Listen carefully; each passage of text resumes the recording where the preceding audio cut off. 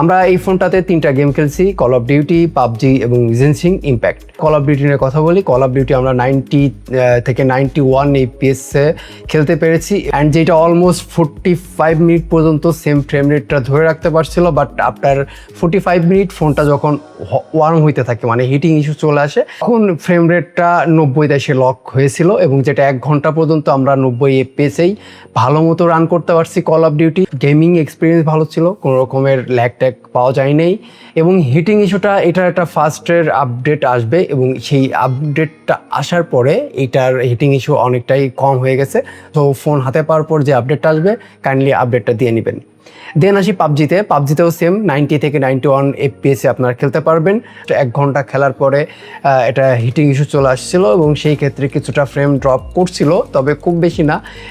আমরা সর্বনিম্ন 88 একবার ফ্রেম পেয়েছিলাম, বাট এইটা কিন্তু মানে 1-2 বার আসছিল। ম্যাক্সিমাম টাইমই 90 থেকে 91 এফপিএসে আপনি খেলতে পারবেন। এবং এইটাতে আমরা ম্যাক্স টেম্পারেচার দেখতে পেরেছিলাম 39 ডিগ্রি সেলসিয়াসের মতো।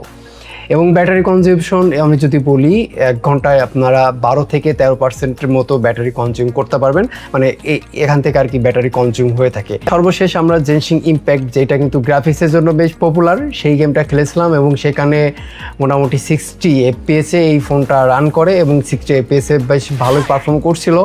অ্যান্ড গ্রাফিক্সগুলো দেখার মতো ছিল, দারুণ লাগবে আপনি যদি এই জেনশিং ইম্প্যাক্ট এই ফোনটাতে রান করেন। বাট এখানে একটা বড় চ্যালেঞ্জ হচ্ছে, এই জেনশিং ইম্প্যাক্ট গেমটা খেলার সময় এর হিটিং ইস্যুটা আমরা সব থেকে বেশি কাউন্ট করতে পারছি। আমরা ম্যাক্স টেম্পারেচার 42 ডিগ্রি সেলসিয়াস পর্যন্ত পেয়েছি যখন আমরা জেনশিং ইম্প্যাক্ট গেমটা খেলেছিলাম। তবে এর হিটিং এমন না যে নট রিকমেন্ডেবল, এই হিটিংটা এটা রিকমেন্ডেবল এবং এটা ইউজেবল।